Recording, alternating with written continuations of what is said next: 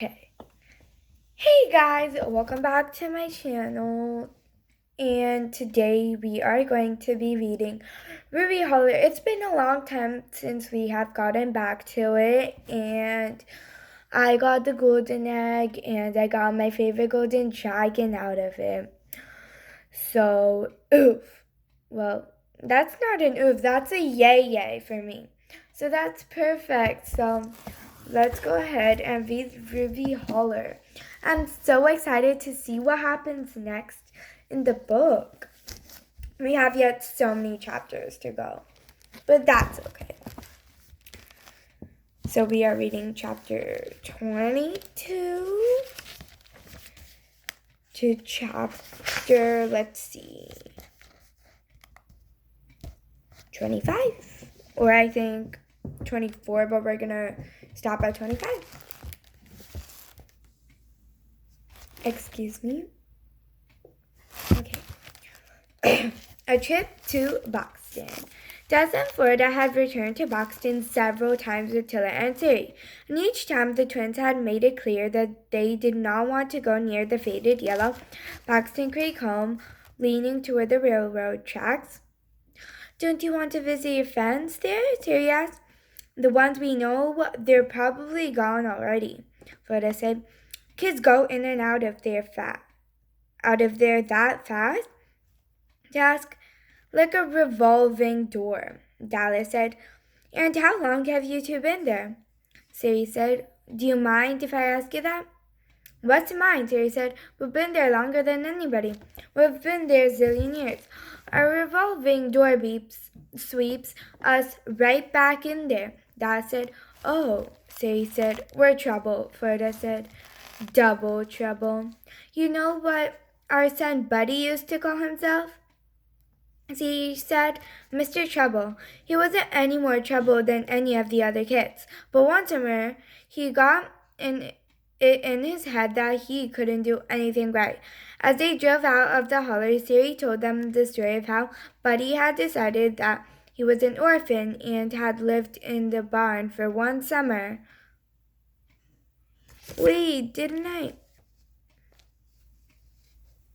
No, I'm sorry. Oh, sorry.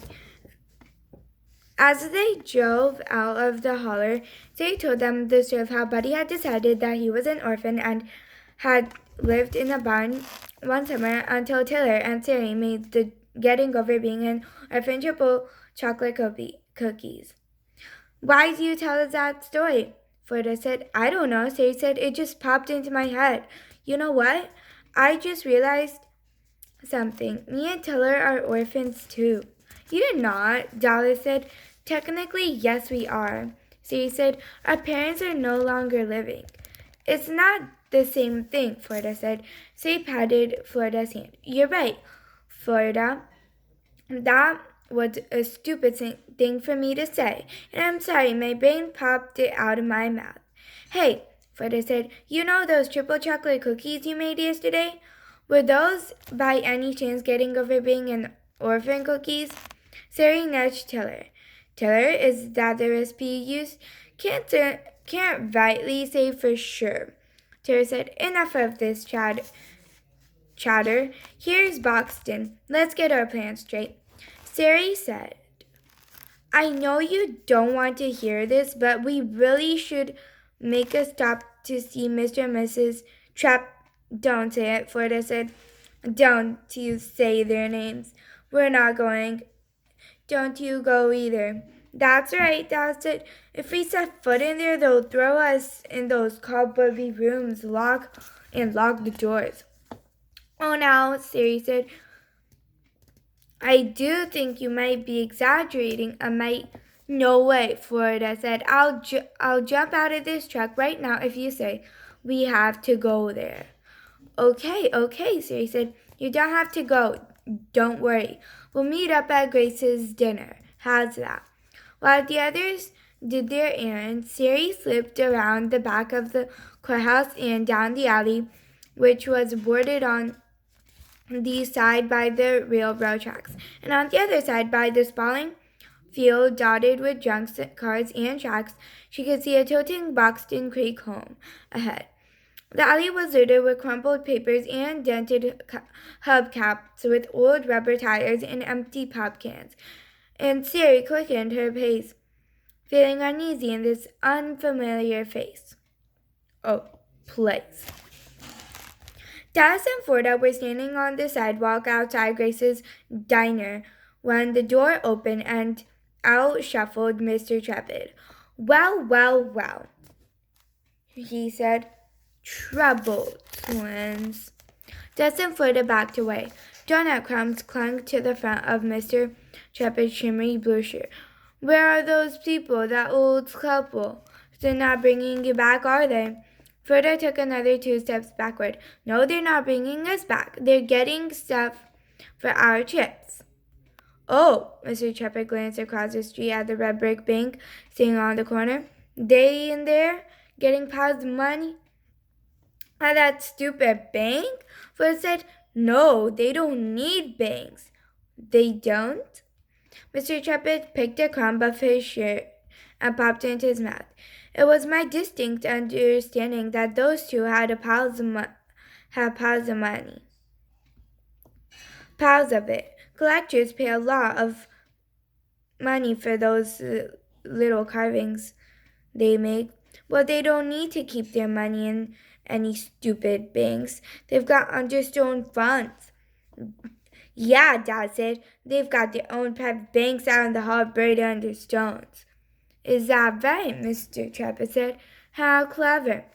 And me and Dallas have our own understone funds. Florida said. How charming, Mr. Trepid said, glancing at his watch. And when is it you're all heading on your trips, out on your trips? Right soon, Florida said. Mr. Trepid looked at the sky. Very good indeed. I wish you all well. Then flicking at the rest of the crumbs on your shirt. Must be off, he said. Must be off, and on down the sidewalk he scurried. What's he so happy about? Dad said. He got rid of us, that's why. That's what Florida said. Siri made her way through the littered alley and approached the Boxing Creek home from the back.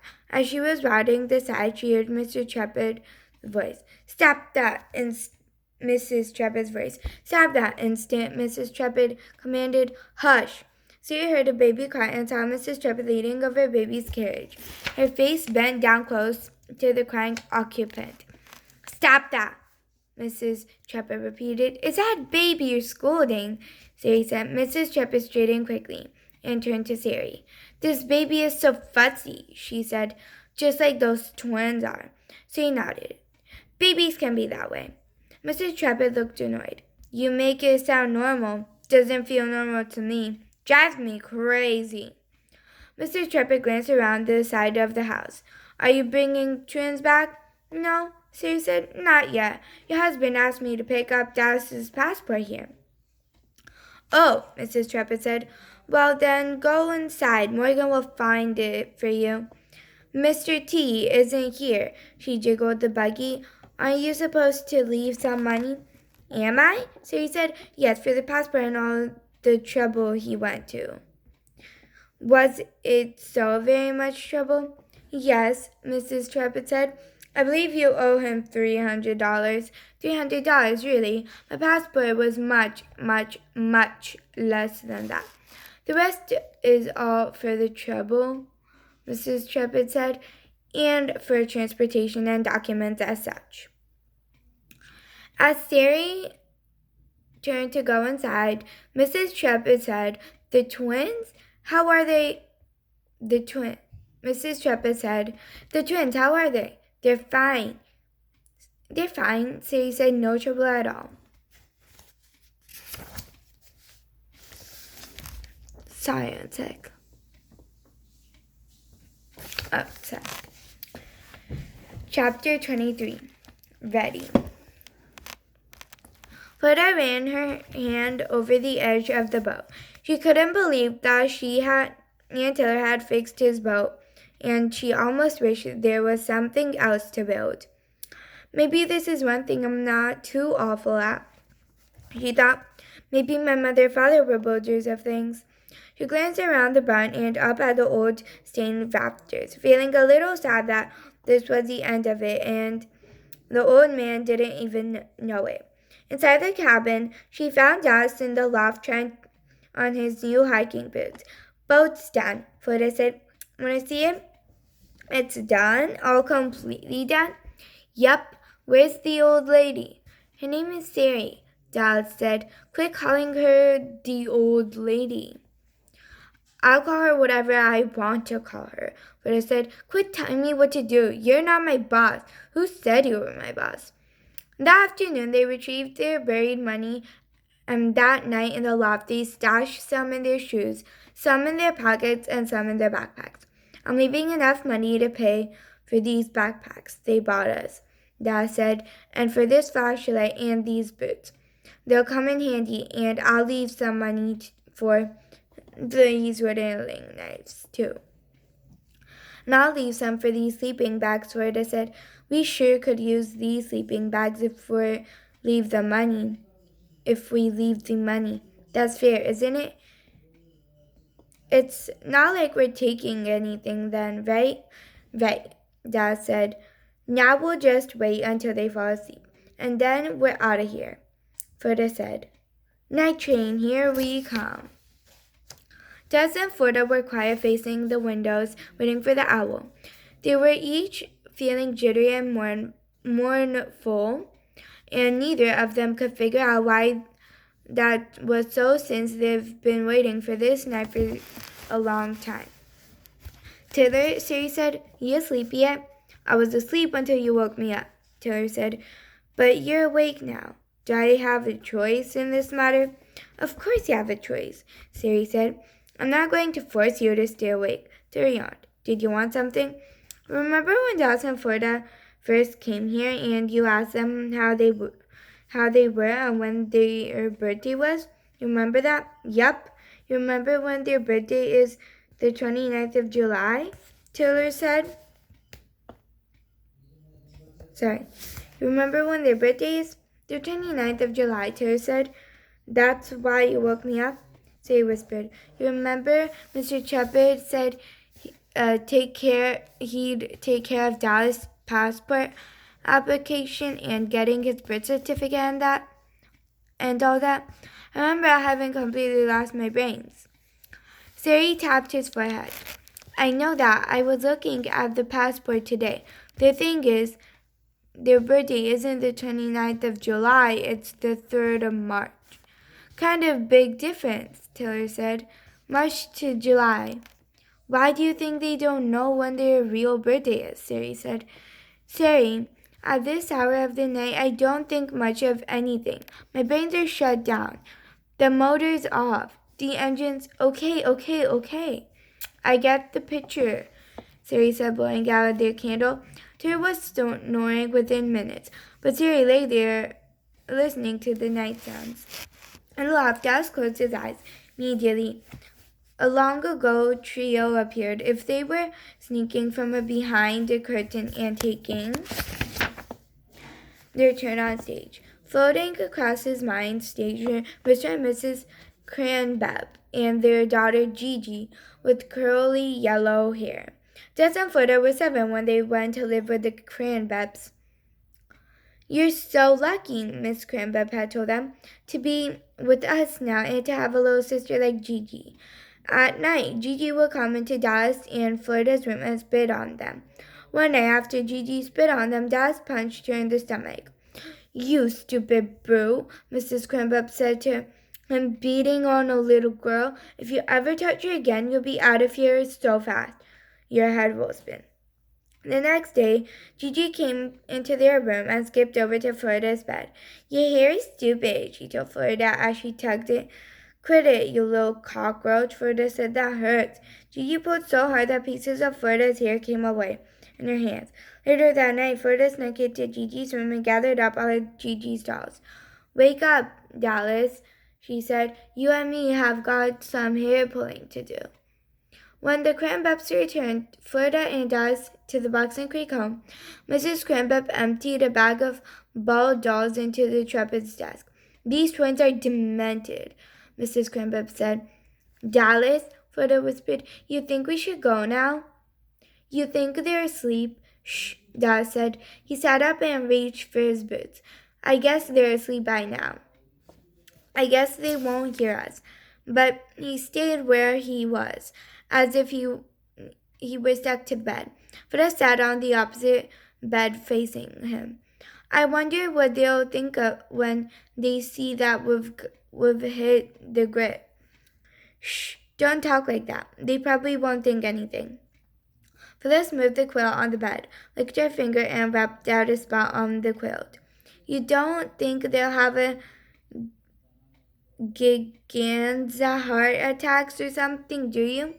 You don't think the shock will scare them to death, do you? Aw, shoot, Dad said. What'd you say that for? What you go and say that for? The idea wasn't even in my head till you said it. Forget it, Florida said. They'll probably be relieved. They'll probably be glad they don't have to cook for us anymore. They'll be glad they don't have to cart us along with them on the trips. They'll probably have a celebration. They're probably enough already, Dad said. If we're going, we better get moving. What, now? Now. Sorry. Chapter 24. Tiller and Theory. Tiller's eyes were tightly closed, but he wasn't asleep yet. He was willing himself to dream about his trip to the Rutabaga River. He could do that sometimes, make himself dream about a certain thing. Usually he tried to do it when he had a problem in hopes that the dream would help him sort it out. The first time he had done it when their second child, Lucy, was a toddler. Lucy was through a terrible sick spell, listless and pale for weeks on end. The doctor ran so many tests, so many punctures in the little girl's arms, so many tubes hooked here and there. When the tests were finished, her and Sari took Lucy home to await the results. As they were leaving the hospital, Terry said, "But you won't eat anything besides except popsicles, orange popsicles, orange popsicles. What should we feed her?" "Let her eat popsicles," the doctor said. "No harm in that." That night, Taylor made himself dream about Lucy so he could figure out what was wrong with her. In his dream, Lucy was lying on a couch holding a dripping orange popsicle. The orange drips turned to red, like blood, and made terrible sizzling noises when they touched her skin. "Ow, Daddy, the popsicle hurts," Lucy told Taylor in his dream.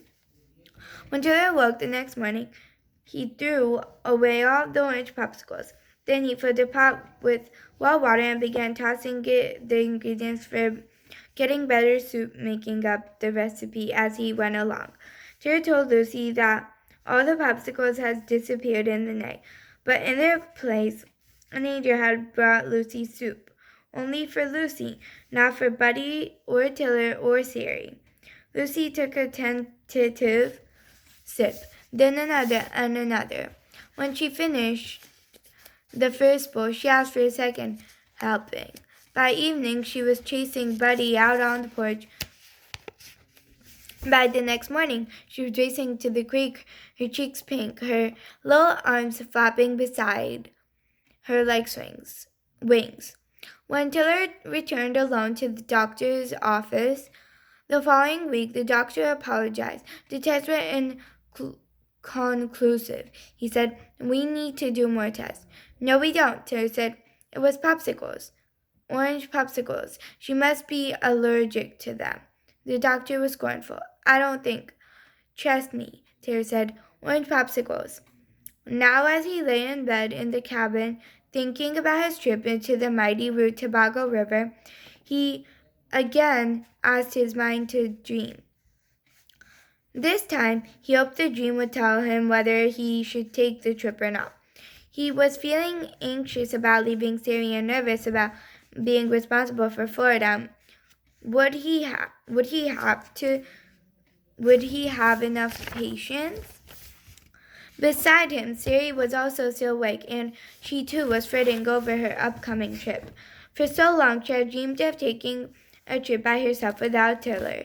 She had been with him nearly all of her life, and she wanted to see if she were different when she was alone.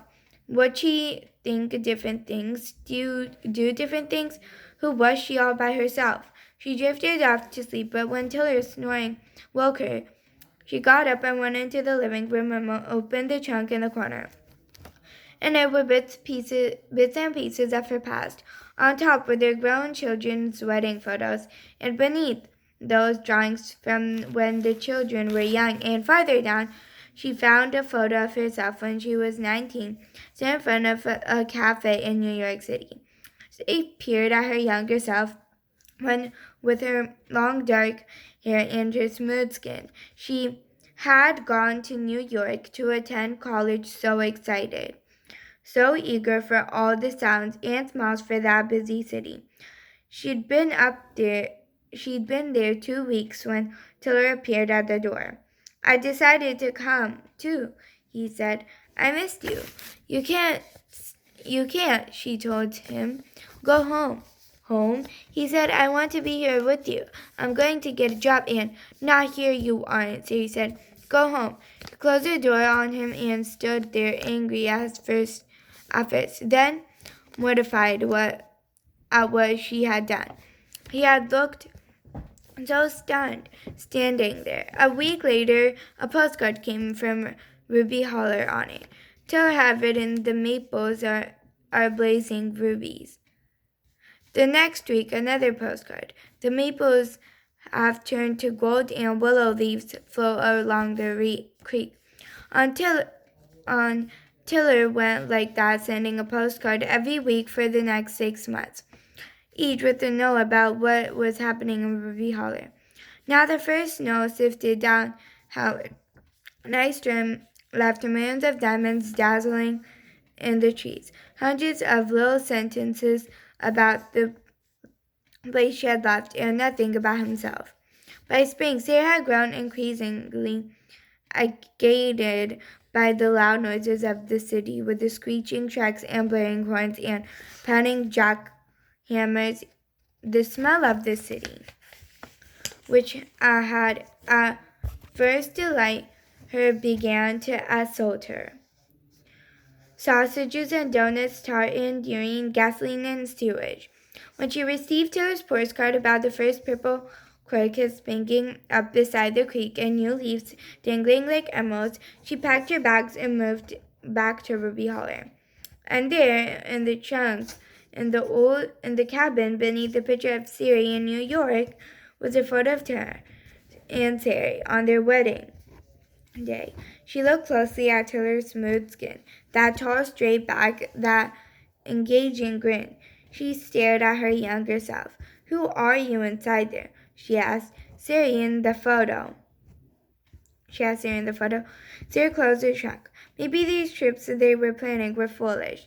She crossed the room to the loft ladder, listening aside from Taylor's occasional snores. It was awfully quiet in the cabin tonight. So in the next video, we're going to read chapter 5 to chapter 7. Bye!